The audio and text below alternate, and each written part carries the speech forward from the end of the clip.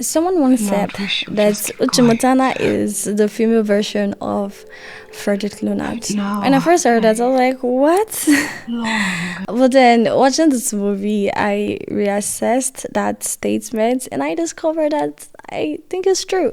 I mean, they have almost the same level of composure, the same level of steeze, the same level of elegance and Let's have more of our style chef's and food. talent. We are And so in going this now. movie, Beyond a Madness, both Frederick Leonard and Uche Montana came together and they gave us an amazing, amazing movie. So the storyline is about a couple, okay, and the both of them they're struggling with grief. They lost their Enjoy it. child, their only child, and that was 4 years ago. But they've not been able to move on from the whole experience. This movie is actually a gripping tale of like grief, just trust and betrayal and love and many things combined together. It's really an emotional movie for me because all the way through I can't just help but feel what the couple were feeling. And so they lost their child 4 years ago, but the woman was still grieving a lot, becoming mentally unstable, shouting at maids, and just quite a number of erratic behavior that on a normal note I think the husband should not be able to take. But then he really understood what she was going through and was really supportive of her. And then we also have Bridget, who stood with them as a friend of the family. She works with the husband at his office, and then she's always listening her, bringing suggestions and advice on how they can move on in their marriage and from the grief. And when the wife was still stuck up in in the pain of the loss, she advised them to get a psychiatrist and just seek professional help.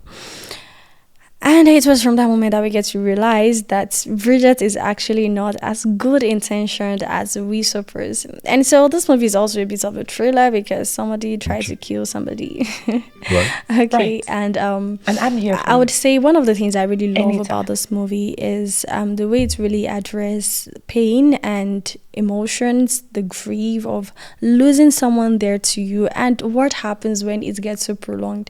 I mean, I was surprised at first when we get to realize that it was actually 4 years after the child had died, and she was still going on and on like that. Sometimes slipping into flashbacks After the and doctor still had thinking the given child us was still the alive and all prescription. those things. Oh, I want to go and pick my child. There was no child. offered to go to the And so pharmacy.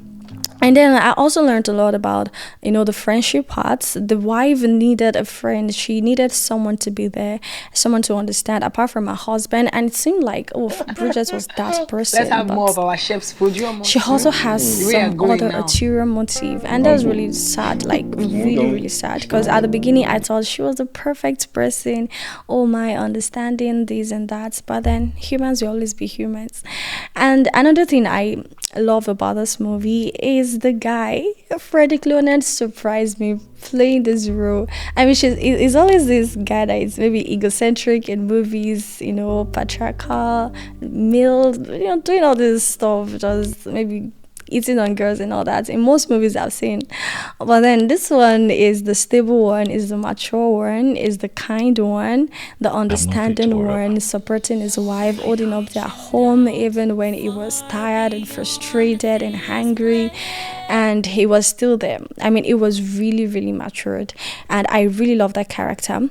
And then the wife as well, the effort she was putting into coming out of the entire situation, even though sometimes she could not hold her emotions and just hold back, but then she still made the effort. And when she realized what Bridget was into, I love the way she approached it. She didn't just barge into the whole thing, and she already knew that, okay, everybody thinks I'm mentally unstable, so how do I get to explain to them what was going on? I mean, I really love her reasoning in the movie. It was really cool.